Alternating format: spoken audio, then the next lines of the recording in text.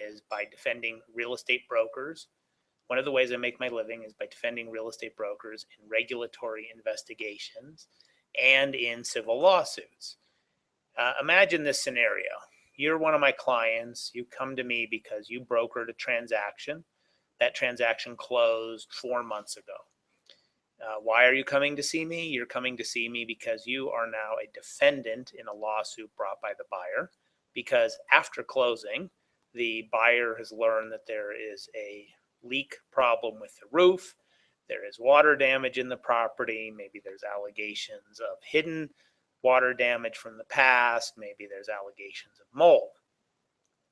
And as you and I start discussing the case, one of the points that you make to me is, hey, look, I was the seller's agent in this transaction. I was not the broker representing the buyer. I do not have an obligation, at least in Colorado, to be clairvoyant. I only have an obligation to disclose adverse material facts of which I'm aware. In Colorado, at least, listing brokers do not have any obligation to inspect a property for the benefit of the buyer. I was an agent of my client, the seller. I can't have culpability. Get me out of this nightmare. That's one scenario. I want to put that scenario on the back of your, I want you to put that scenario on the shelf. I want to talk to you about another scenario that seems different, but I'll tie them together. Trust me, I'll tie them together. Another scenario. You are the listing broker, and you show a house to some buyers. The buyers get that glint in their eye. They're enthusiastic about the property, and you wouldn't have shown them this house. They're not your clients. They called you on a sign call, or they called you in response to the advertising. You would not have invested the time showing them the property unless you first qualified these buyers. And part of you qualifying them to decide whether it was worth your while or not was to find out if they had a relationship with another broker, and they told you that they did not have a relationship with another broker. So you show them the house. They get the glint in the eye. They're enthusiastic about the house. And so the good salesperson that you are, you ask them if you can write an offer for them. They say, no, we want to think about it some more, and we want to come back. They want to come back with their parents to take a look at the house. So 2 days later, they schedule another viewing with you, and they want to take a look at the house with their parents, and you show it to them again. They continue to be interested. They've got tape measures. They're trying to figure out whether their furniture fits in the house.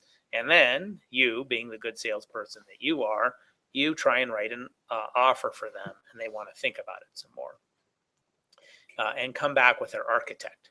So you set another showing the next day. You meet them at the property with the architect. The architect is also enthusiastic about the property. They take more measurements. They ponder this and that about how they can take out this wall or that wall. You, being the good salesperson that you are, want to write an offer for them. They decline. And then you know where I'm leading to. An offer does come in written by another broker. What do these two scenarios have in common? What they have in common is disclosure obligations that listing brokers have to non-clients. In the first scenario, you remember this is the first scenario where post-closing the buyer is surprised by a water problem and the roof problem, and the buyer sues the listing broker. It is much easier for me to defend you as that listing broker if you have a disclosure to your buyer that says, hey, I'm the listing broker. I'm an agent of the seller. I am not your agent. How does that relate to the second example, the second procuring cause example? In the second example, this is a situation where you've shown the house 3 times. You have clearly initiated an uninterrupted series of events. That uninterrupted series of events, however, does not lead to you writing the offer, even though you brought them over the threshold, even though you showed them the property 3 times, even though they were enthusiastic enough about the property to bring their in-laws and their architect over there. the offer comes in from another broker. That other broker may be doing work, that other broker may be providing valuable services to that buyer, but at least the way I'm setting this up, especially if that other offer comes in the day after the third visit, the other broker is not the procuring cause.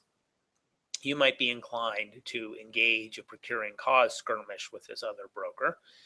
In doing so, you make it much easier for me to help you out if you, as the listing broker, have also given a disclosure to the buyer that says, hey buyer, I'm happy to help you buy this house.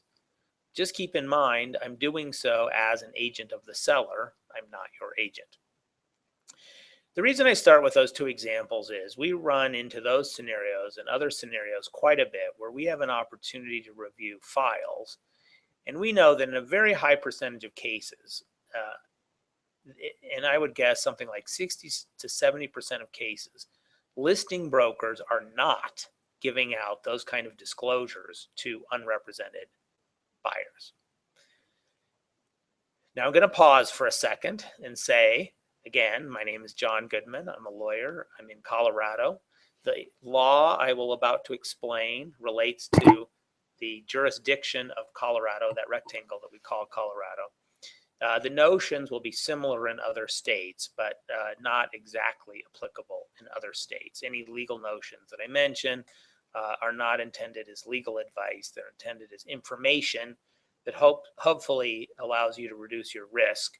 If you actually run into a situation where somebody is accusing you of wrongdoing, you need to consult an attorney who is licensed in the state in which you are located. All right, let me continue.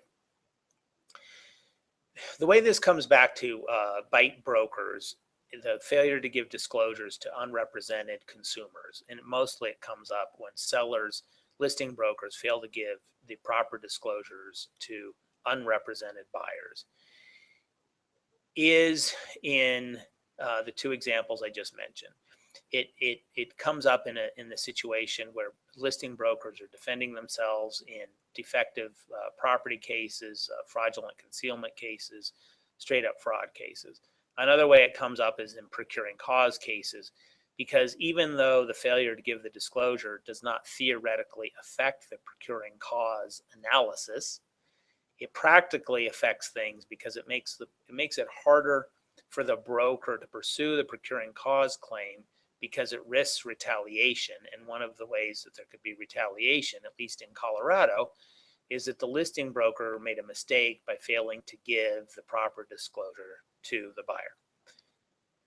In Colorado, the state of Colorado's regulatory body, the Department of Regulatory Agencies, through its Division of Real Estate, requires that real estate brokers give disclosures to non-clients at certain stages of the process. You do not need to give these disclosures when the buyer walks into one of your open houses and you start talking about the weather or the football game. But once you get past the small talk stage, especially once that buyer gets that glint in their eye that they're interested in the property, the broker needs to give a disclosure to the consumer. Hey, consumer, unless we sign up to some other agreement, I'm not your agent. I'm not a neutral transaction broker.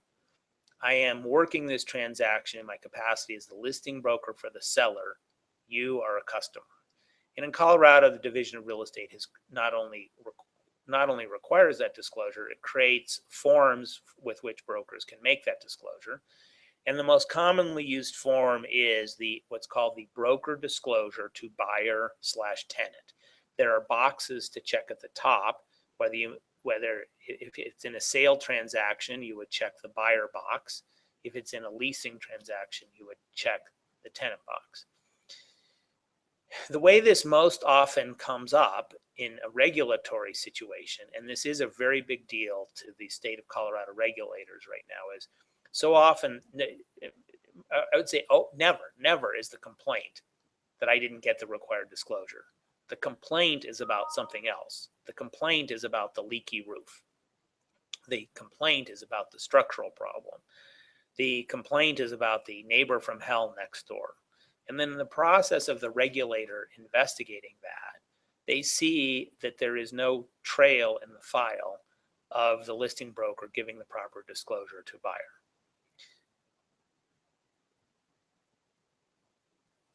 You want to have that practice of giving those disclosures to the buyer. Now, another thing that's commonly violated is in the property management arena. Most property managers work as agents of the landlord. The state of Colorado wants those property management companies to make disclosures to tenants. Hey, tenant, I'm working this. I'm showing you the property. I'm answering these questions in my capacity working for the other side. So the Division of Real Estate in Colorado has a form that's specifically designed to make that disclosure. It's called Broker Disclosure to Tenant. Something that is counterintuitive is there is the symmetrical obligation to make those disclosures to sellers who you don't represent. So one of the ways, for example, that comes up is in for sale by owner transactions, FISBO transactions. You're helping a buyer pursue property. The buyer becomes interested in FISBO, a FISBO property. You knock on the door and you have a conversation with that seller. Pretty shortly after getting into that conversation, in Colorado, you're supposed to give that seller a disclosure. Hey, seller, I'm working this transaction as an agent for the buyer, as a neutral transaction broker for the buyer. Here's the form disclosing it. That form is called Broker Disclosure to Seller, Sale by Owner. It's a big deal to the state of Colorado. It causes mischief. One of the reasons it's a big deal in the state of Colorado is because the Division of Real Estate perceives that brokers often do not comply with these disclosure obligations. And unfortunately, my anecdotal experience defending a lot of brokers reveals that the state of Colorado is correct. So we should all try and get better. Thank you very much for listening. Have a great rest of your day.